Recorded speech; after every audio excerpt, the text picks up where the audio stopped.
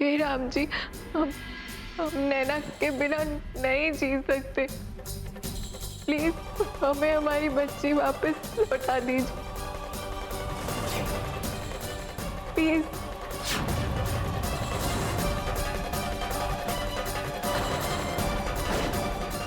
दुल्हनिया,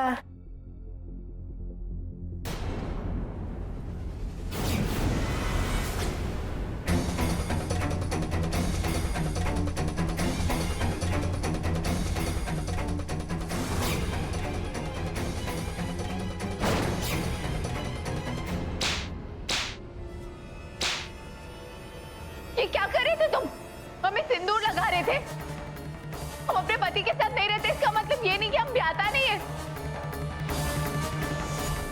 नंदू, हमें माफ करना। देखो नंदू, हमने तय किया था ना कि हम दोस्त हैं और हमेशा दोस्त रहेंगे। लेकिन दुल्हनिया तुम्हारी हमारी तो शादी हुई थी ना। नंदू, हमने तुम्हें पहले भी समझाया है ना, एक बेहोश लड़की से शादी करना शादी नहीं कहलाता। देखो, जब दो लोग जानते हुए एक दूसरे के साथ बंधन में बनते हैं तब शादी होती है।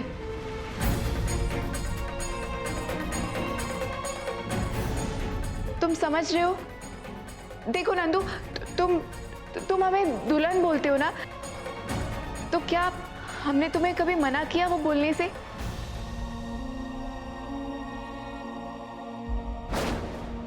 नहीं ना। वो इसलिए क्योंकि हम जानते हैं कि तुम्हारे मन में उस नाम से बुलाने के अलावा कोई और पाप नहीं है। नंदू, तुमने हम पर बहुत एहसान किए। कई बार हमारी जान बचाई और हमारी बच्ची की भी जान बचाई। पर प्लीज हमसे शादी का ख्याल छोड़ दो।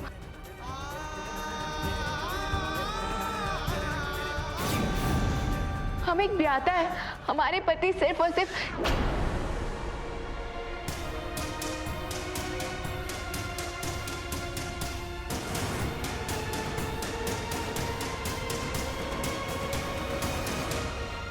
नंदू, तुम हमारे सबसे अच्छे दोस्त हो।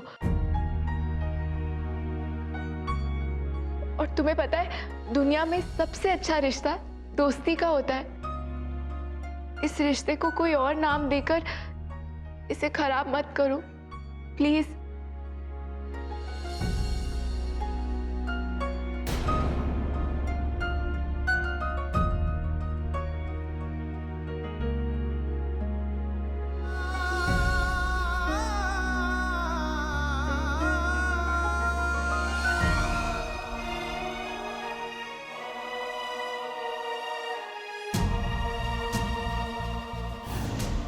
नैना को तुमसे कोई अलग नहीं कर सकता,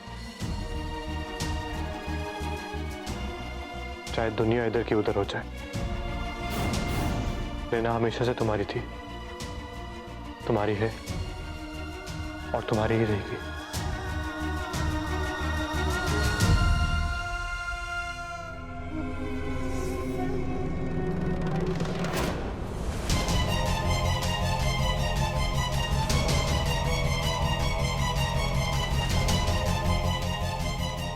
हम जानते हैं नंदू को ऐसा करने के लिए देवरी ने ही उकसाया है, पर वो ये नहीं जानते कली के लिए युग ही उनका सुहाग है। कली के सतीत्व को खंडित करना देवरी के बस की बात नहीं है।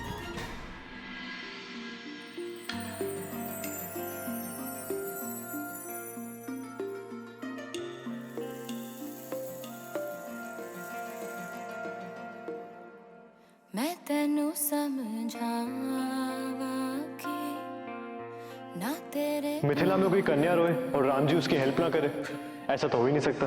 मैं तेनू समझावा कि क्या हुआ? तुम्हारा हाथ थोड़ा ना मांग रहा हूं। ताजी तू की जाने प्यार मेरा, मैं करूं इंतजार तेरा, तू दिल तो यूं जान मेरी, जान मेरी।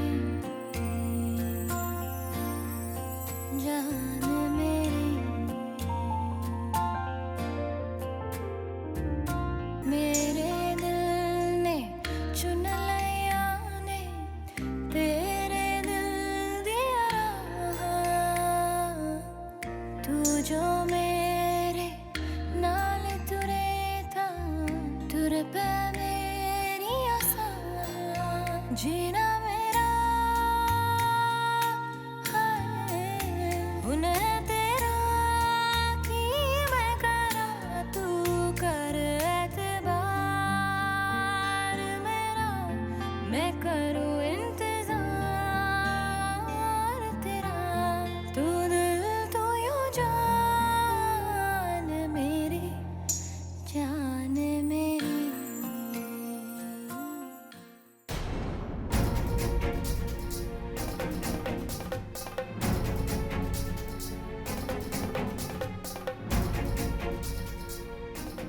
युग, तुमने आज हमें इस मुकाम पर लाकर खड़ा कर दिया है। सच, कोई भी हमारी मांग करने के लिए संकोच नहीं कर रहा। अब क्या करते हैं भैया? नंदू की दुल्हनिया बोली वो किसी और की दुल्हनिया। उसने कहा और तू मान गया। बस इतना ही प्यार करता है तू उससे। जो सच्चा प्यार करे ना भैया, वो जबरदस्ती ना करे।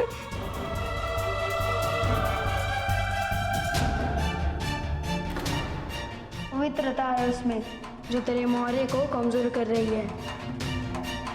देवरी, उसके जीवन में कोई और पुरुष नहीं आ सकता, चाहे वो अपने पति के साथ रहे या ना रहे। करीब क्यों तड़पा रही हो इतना? जब तुम्हारे दिल में मेरे अलावा कोई है ही नहीं तो वापस आ जाओ ना मेरे पास। करीब जुबान से चाहे जितना झूठ बोल लो, और तुम्हारी आंखें झूठ नहीं बोल सकती मुझे।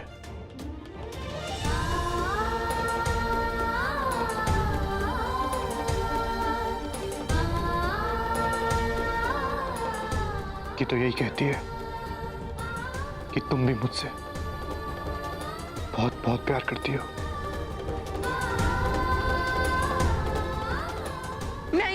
नहीं करते हम आपसे प्यार। कली तुम करती हो।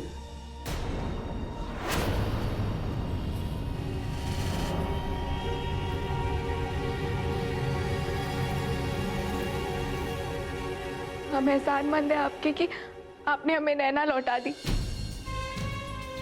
पर इसका मतलब ये नहीं है कि हम आपके पास वापस लौट कर आ जाएंगे।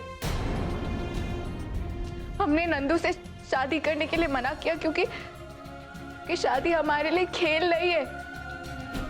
एक पर से भरोसा टूटा तो बिना सोचे दूसरी से कर ली। आप शायद भूल गए होंगे कि आपने हमसे रिश्ता तोड़कर हमारी बहन से शादी की थी। अब आप हमारे बहन के पति हैं।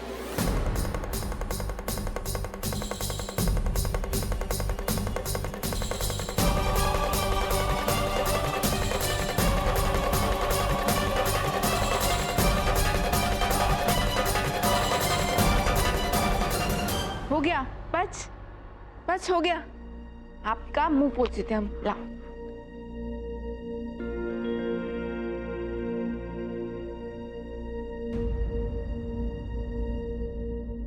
मंजीमा क्या हुआ? आप इतनी परेशान क्यों लग रही हैं? कली हमें वो देवरी इस घर में ना बिल्कुल बर्दाश्त नहीं हो रहे। और अब हमें यकीन हो गया है कि वो ही हैं जो नंदू को उकसा रहे हैं। वो चाहते हैं कि आप और युग एक दूसरे से अलग हो जाओ। इससे उससे क्या मिलेगा? इसीलिए हमने राजगुरु जी से बात की है। शायद कुछ तोड़ निकल पाए। हाँ, और मंजीमा आज जो बिच्छू आया था वो देवरी जी की काली शक्तियों की वजह से ही आया था। हमने जो कोशिश की थी कि देवरी जी के अंदर मानवीय भावना है, अपनों के प्रेम के जरिए उनकी शक्तियां कमजोर हो, वो काम नहीं कर रही है। मंजीमा, हमें उनसे लड़ने के लिए कोई नया उपाय ढूंढना होगा। हाँ कली, इसीलिए तो हम कह रहे हैं कि हम जाके राजगुरु जी से मिलते हैं। चलिए आप भी हमारे साथ चलिए। हाँ, पर मंजीमा हमारे साथ नैना है, हम उसे कैसे लेकर जाएं? माँ जी है ना, वो अपनी परपोती का अपनी जान से ज्यादा ख्याल रखेंगे। इस वक्त हमारे साथ चलिए। अच्छा ठीक है। मंजीमा एक काम करिए, आप पहले जाइए, हम नैना को दादी जी को देकर आपको आगे के चौराहे पर मिलते। क्या है ना, देवरी जी को शक नहीं होना चाहिए कि हम दोनों लड़ नहीं रहे। हाँ ठीक है, लेकिन जल्दी आना। हाँ अभी आपको दादी जी के साथ रहना है थोड़े टाइम के लिए।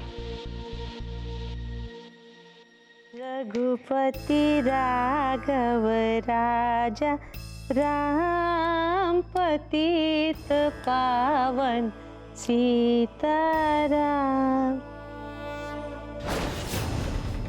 जय जय करो, जय जय। अब बड़े बड़े बन जाओ। हाँ भगवान जी। दादी है ना, बुढ़की दादी है, बड़की दादी है। अब मम्मा नहीं है तो क्या हुआ? ओले बाबा, कोई बात नहीं। अब हम ना आपको आपके पापा के किस्से सुनाएंगे, सुनोगे? माँ नहीं है मतलब रक्षक नहीं है। नैना कमजोर है। छीन ले सारी शक्तियां उस बच्ची से देवरी। अब ठीक है, अब जय जय करो, जय जय पापा। चलो चलिए।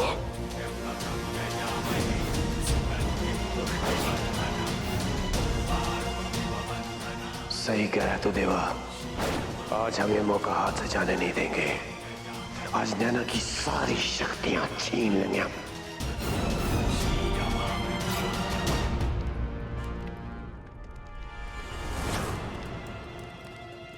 आपने जो कुछ बताया उससे एक बात तो बिल्कुल साफ साफ प्रतीत होती है कि उसका उद्देश्य बेहद कुटिल है,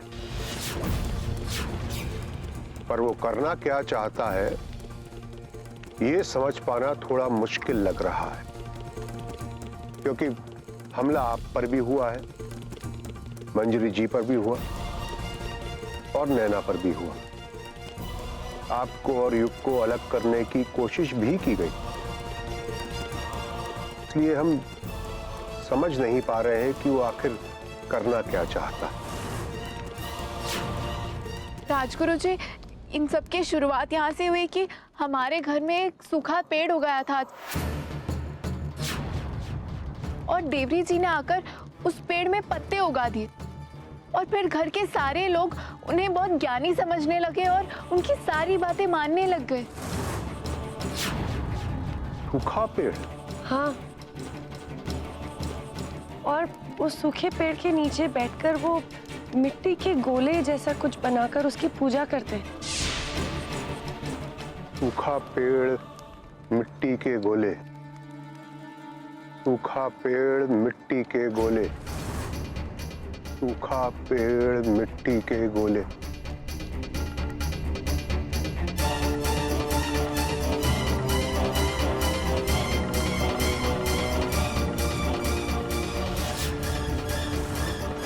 वो आपकी बच्ची का दुश्मन है।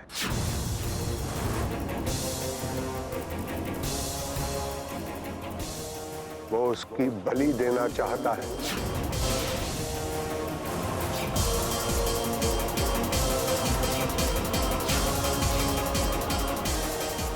बलि?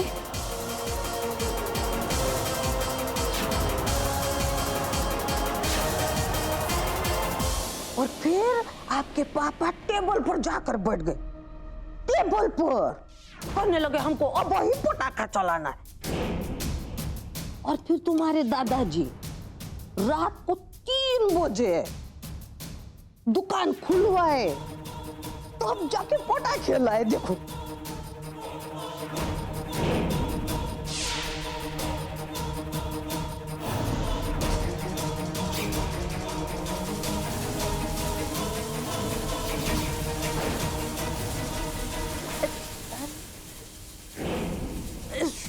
पानी खुला रह गया। एक मिनट बउआ, ये देखो का है, तुम्हारी बड़की दादी अब सठिया गई है। हम नल खुला ही छोड़ा है। अब ही आते, अब ही आ रहे, लेते रहो।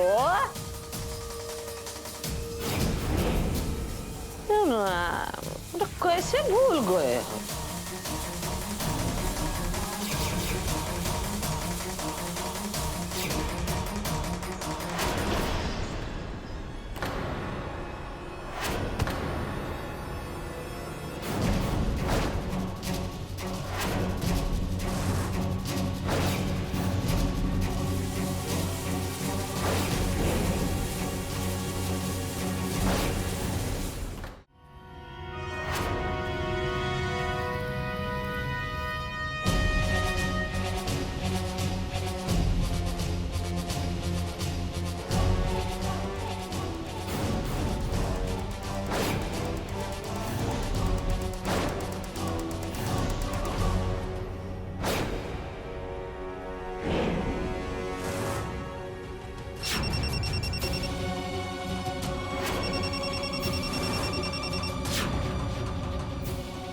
माँ जी माँ, दादी जी फोन ही नहीं उठा रही है।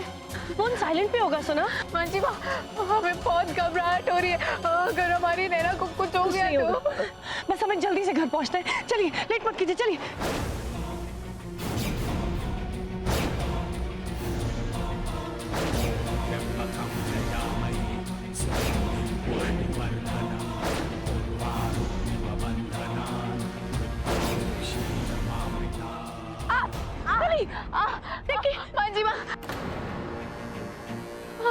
माँ जी माँ, हम रुक नहीं सकते, हमें घर जाना है। चलिए कार के पास चलिए। ठीक है, आप उठो, आराम से उठो, धीरे धीरे, आ जाओ, आ जाओ।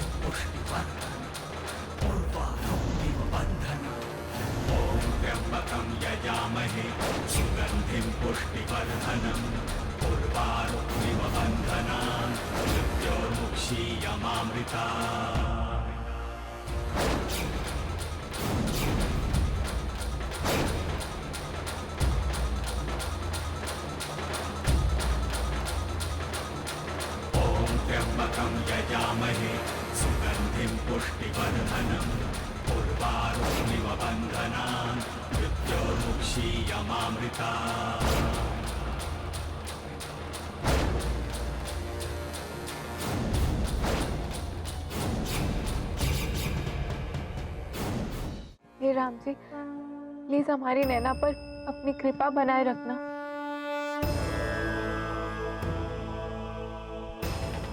कुछ नहीं होगा कल, माँ जी है ना, कुछ नहीं होगा।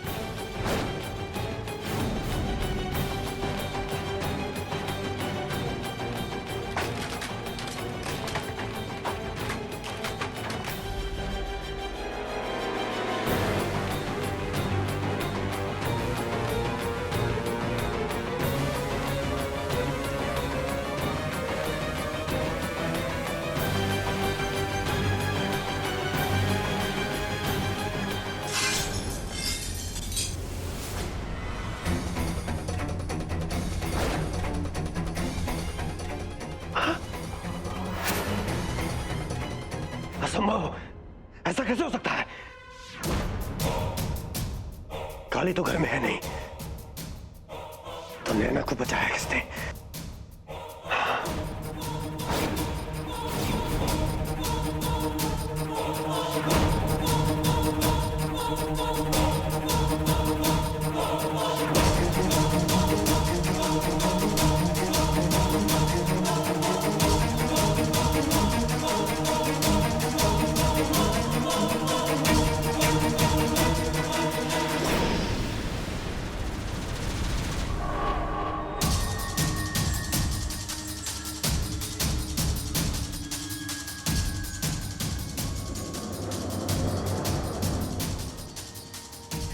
क्या हो गया नैना को? तुमको तो चोट लगने वाली थी ना, नहीं लगेगी चोट। नंदू है ना, हमेशा से बचाते आया तुमको और आगे भी बचाऊंगा। अच्छा ठीक है।